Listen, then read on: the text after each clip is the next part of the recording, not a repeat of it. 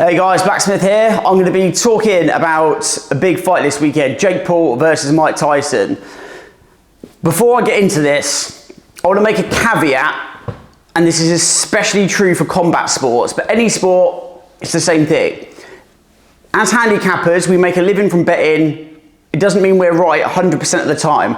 With combat sports, it's especially true because one punch, one injury, there's so much variance. One bad referee decision can change everything. So never take anything that I say or a professional handicapper says, no matter how good their record is, as fact. You should always assume that the bets you place might lose, and it might lose from something you can't control, and we might just get it wrong. So keep that in mind. But I feel like this is quite an obvious bait from the bookies. Most people are betting on Mike Tyson. He's at 3.0 odds, which is 2 to 1. That gives him, I think it's something like 36% chance of winning. Jake Paul is at 1.50. It was lower, it's slowly going up. It gives him, I think it's like a 62% chance of winning. I believe Jake Paul should be much lower odds. His last fight against Mike Perry, I think he closed at 1.20. Now, I'm going to break down the fight and what I think about this. With every Jake Paul fight, there is this narrative that this is going to be the time that he loses. Now, the one thing that I can see going wrong, because I basically think Jake Paul's going to win. The one thing I can see going wrong is the biggest money play. If they just wanted to make as much money as possible, it would be for Jake to get finished by Mike Tyson, in my opinion. Now, the bookies would lose out, but Jake Paul would set up probably the biggest event in modern day boxing if that happened. The reason being, he is this figure who a lot of young people like, but most of the combat sports community, most of the adults who watch sport and spend money want to see him get knocked out. Now, I've bet Jake Paul in every one of his last fights, and I've made a load of money doing it. The odds haven't been great, but I found ways to bet it. I kind of feel like at some point he is going to get finished, or he's going to lose. Maybe it'll be a controversial loss where he says, "I should have won, that was a robbery." I feel like that could happen. And it would be the best thing in terms of making money. It wouldn't be good for his rep or for his ego or everything else, and he owns the promotion. So you've got to remember, all fights are engineered, but that is a consideration. There is a small percent chance that does happen. Now, Mike Tyson, undoubtedly the most high-skilled opponent he's ever faced before. But Mike is 58 years old. Not only that, Mike, I watched a podcast with him on, when was it? Probably about a year ago. And he said he hadn't even hit a heavy bag or pads in years. He said it gets his ego going. And I think he was making a point that it kind of sends him off the rails. It was a threat to his sobriety. I don't really know how his sobriety works because I think he smokes a lot of weed. But my point being, he's not been training. He's not a George Foreman who's been clean living, in shape all of these years, and he can step in. Now, I have no doubt that it wouldn't take him too long to get back in shape, but I think the narrative of this would be, I'm 58, I can't move like I used to, I've not had much time to prepare. If I had another year or so with a tune-up fight, I would have finished him. Maybe that would be the narrative. But reflexes are a big thing. That age disparity is going to cause a problem with reflexes. Now, Mike has the skill to make up for that, undoubtedly. But Jake is bigger than him. I don't know what the weight is, but he's definitely longer. He's got reach.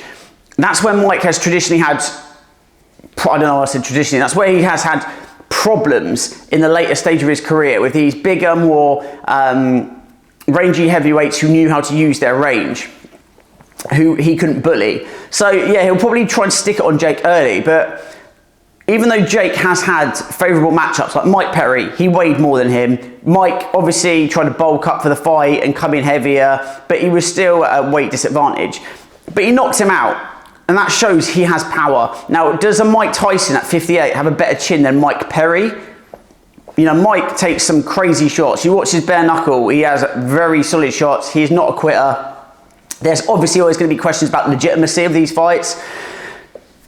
And if people are going to take a dive, And this is something you've got to consider with Mike. Mike is not a poor person by any means, but he's far from the wealth that he used to have.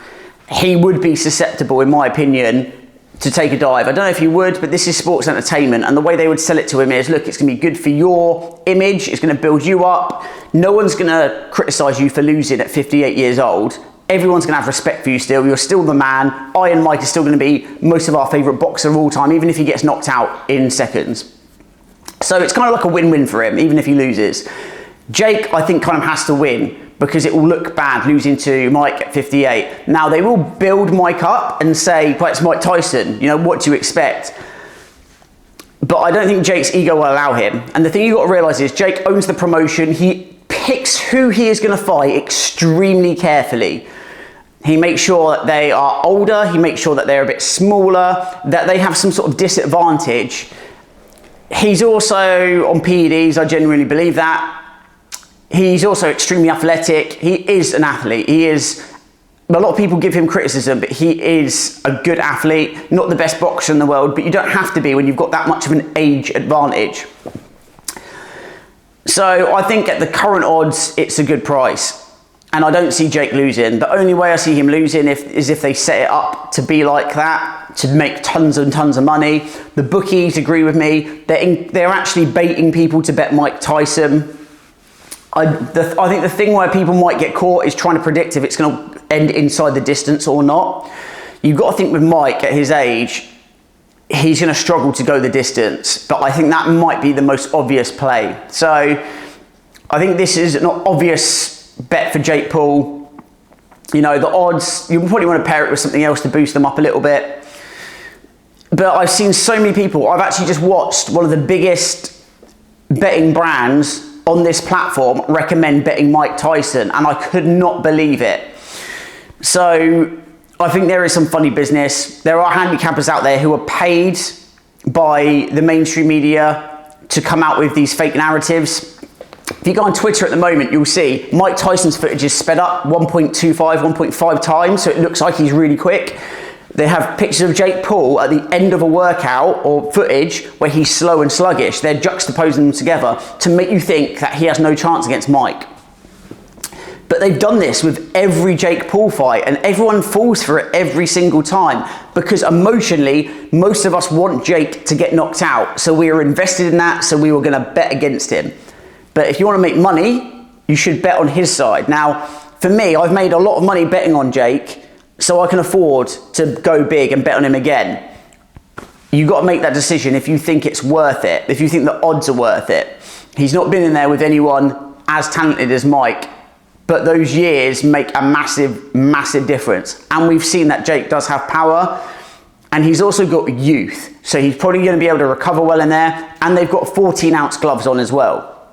So the chance of a knockout from one punch is going to be greatly reduced. It's going to be more cumulative damage. And if you see them both together, who has got the advantage when it comes to longevity and cardio? The younger athlete every single time. Not every time, but in this circumstance, you've got such a big disparity. Mike's not been training for years. He smokes weed. There's so many things that go into this. He's also had, I think, a decade or two of very hard partying. Not saying that you can't come back and be healthy, but that definitely will impact how well your comeback ends up becoming. I just think this is almost like a set-up fight in that regard. So odds are going up for Jake. You can snatch them at good odds. Most people are saying if Mike wins, he wins early. So there's going to be a lot of bets for Mike to win in round one. And I think the gloves are one way that they're making sure that doesn't happen. Jake Paul engineers these fights to give him an advantage, whether it's through the weigh-ins, whether it's the gloves, whether it's the rule sets. He's an extremely intelligent businessman, and a lot of people underestimate him.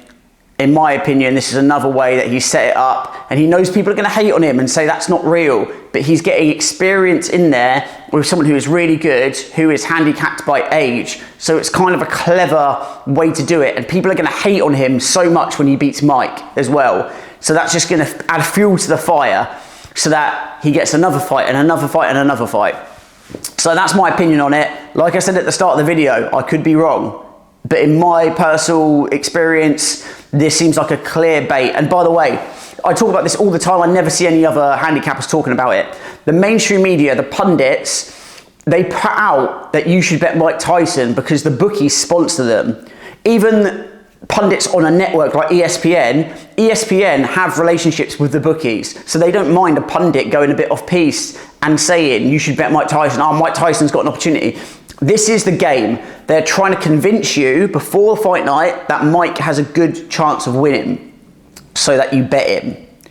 Do not do that, guys. Do not listen to the mainstream media. Maybe you make your own decision and you will back Mike Tyson, but don't let your decision be influenced by them, because the media, they're trying to convince you to bet on the wrong side most of the time. And what happens is the average person sees all this content and then they start repeating what they've seen and you start believing it as well. But remember, we don't want to bet like the 97% of people who lose money. We want to bet like the 3% of people who make money.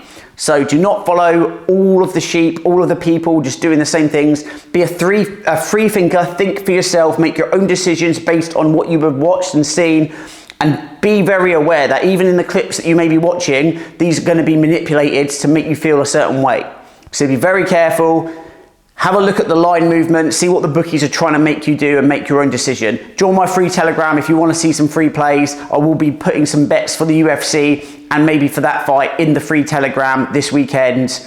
I've already got a max bet locked in for this weekend for one of the fights that's on. So if you want to get that, join my VIP. The link's in the description. Or go to my channel and click on all the links there. If the link in the description for whatever reason isn't working, it should work. I test them, they have been working, but sometimes people say it doesn't work. So copy and paste that into your browser or click on my main page and go from there. We're gonna make a lot of money this weekend though, guys.